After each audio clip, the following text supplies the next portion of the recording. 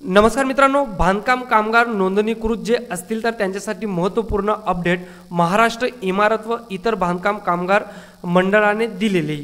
जशा पद्धतीने pan card हे डिजिटल प्रिंट त्याची असते, त्यानंतर तुमचं मतदान कार्ड म्हणजे वोटर आयडीची डिजिटल प्रिंट असते, तशा पद्धतीने आता ई कार्ड हे बांधकाम कामगारांचं जनरेट करण्यात आलेलं आहे।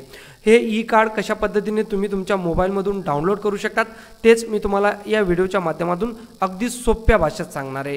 त्यासाठी तुम्हाला सगळ्या स्टेप या फॉलो करायच्या आहे, ज्याही मी व्हिडिओमध्ये सांगेल। मित्रांनो, सर्वप्रथम तुम्हाला ऑफिशियल वेबसाईटवर यायचे, जी की महाराष्ट्र इमारत व इतर बांधकाम कामगार कल्याणकारी मंडळ यांची ही वेबसाईट आहे। या वेबसाईटवर आल्यानंतर तुम्हाला खाली यायचे मित्रांनो। खाली आल्यानंतर तुम्हाला इथं बघा 5 ऑप्शन दिसतील, 5-6 ऑप्शन असतील, ज्यात तुम्हाला शेवटचा ऑप्शन असेल बांधकाम कामगार प्रोफाईल लॉग इन। तर या पर्यायावर तुम्हाला क्लिक करायचं आहे। या पर्यायावर क्लिक केल्यानंतर तुमच्यासमोर एक नवीन विंडो उघडेल, ज्यात तुम्हाला आधार कार्ड क्रमांक टाकायचा असेल। तर बघा, अशा पद्धतीने ही विंडो उघडेल, ज्यात तुम्हाला आधार कार्ड क्रमांक टाकायचा आहे, तुमचा जो मोबाईल नंबर लिंक आहे तर तो टाकायचा आहे आणि प्रोसेस टू फॉर्म या पर्यायावर क्लिक करून जो OTP तुमच्या रजिस्टर मोबाईल नंबरवर येईल तो OTP सबमिट करून लॉग इन करून घ्यायचे। लॉग इन केल्यानंतर तुमच्यासमोर काही अशी विंडो उघडेल, ज्यात तुम्हाला तुमचा जो प्रोफाईल आहे तर ती प्रोफाईल लॉग इन झालेली दिसेल मित्रांनो। तर बघा, अशा पद्धतीने ही प्रोफाईल तुमची आता लॉग इन झालेली। यात तुम्ही सगळी डिटेल्स तुमची एकदा क्रॉस चेक करू शकतात।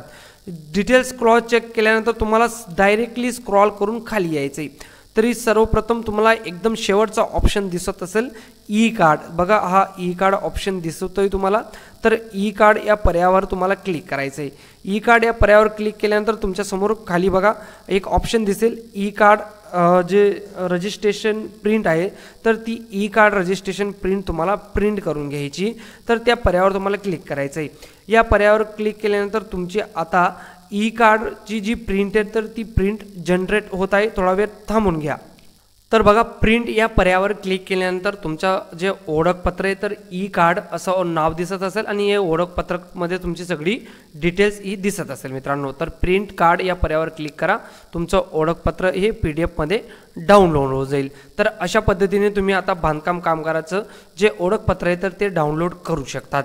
या संबंधित काही अडचण येत असेल तर आपल्या व्हिडिओच्या कमेंट बॉक्समध्ये कमेंट करा, नक्कीच रिप्लाय करण्याचा प्रयत्न करेल।